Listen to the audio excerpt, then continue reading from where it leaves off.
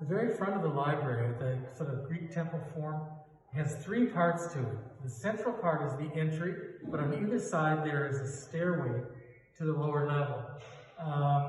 And this lower level has had the children's department in recent decades. So what we have here is a mural by Thomas Melvin.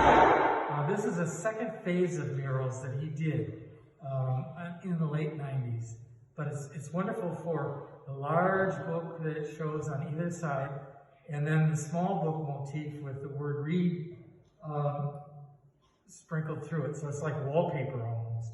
But the large book tells the children who are entering down the stairs that this is about books. So up above I stressed the modern classicism of the library building, but the conservative modernism is definitely on display in the lower levels at the foot of the stairs, where the water fountain is given a very much of an Art Deco treatment. And it's almost like a temple for a water fountain, quite striking. But they had to add the bench later because little kids can't get up to that water fountain. So Arbor Day was very much of a Lake Forest holiday for the Lake Forest Garden Club. One member was Mrs. Joseph Cudahy, who was the daughter of Mr. Morton, who founded the Morton Arboretum. She was later president of the Morton Arboretum after her father's death. So she was a granddaughter or great-granddaughter of the guy who founded Arbor Day. This window across the lobby illustrates the importance of books. But what's interesting is it's done in the late 90s at a time when books were, some people thought, going to disappear and would be replaced by computers. We know now that the computers are just one more thing, but this is asserting the importance of books and reading. Certainly. Now this is the first phase here of the Children's Library foyer. It was done by Thomas Melvin. This is earlier 1990s. And these are both, I think, given by the Friends of the Lake Forest Library. But the book motif is certainly strong, we can say. And if you look at the soil that the roots of the trees of books grow in, they are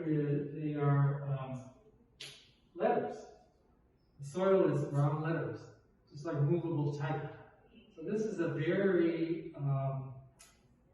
in some ways it's a reactionary statement, but it's meant for children to start by learning to use books. I'm standing next to an interesting, again I was stressing that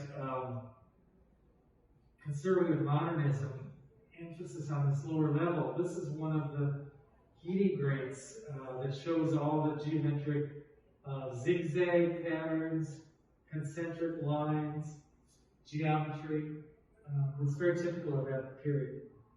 Here we've got different periods in the library. The grate is from 1931.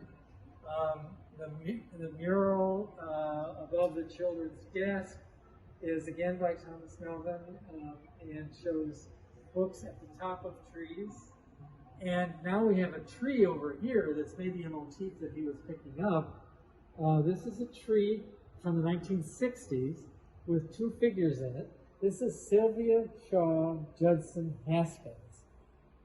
She was born, I think, in 1897, died in 1978. She did some important sculptures. One was in the Rose Garden, at least until it was recently redone. I don't know what happened since then. But did one for the Rose Garden at the White House, and she did a sculpture of a Mary Dyer, who was a martyr of Quakerism in Massachusetts in she did the sculpture, she was a 17th century martyr. The sculpture was done in 1957, and you could say that it reflected the tolerance issue that came up in the McCarthy era. But it sits right in front of the State House on the Common in Boston. So these two sculptures show children working, reading, and playing. And the young girl is reading. She's perhaps reading to her younger brother, and they're in an apple tree, and it's an unusual pose for a garden children's sculpture, but it's been here and is an important part of the fabric of the library. She did lots of works in Lake Forest, over the fountain. There's one of a girl about like this over the fountain in Market Square. So she was a pretty eminent sculptor of the period, daughter of architect Howard Van Shaw, and lived in his home from 1942 to 1978.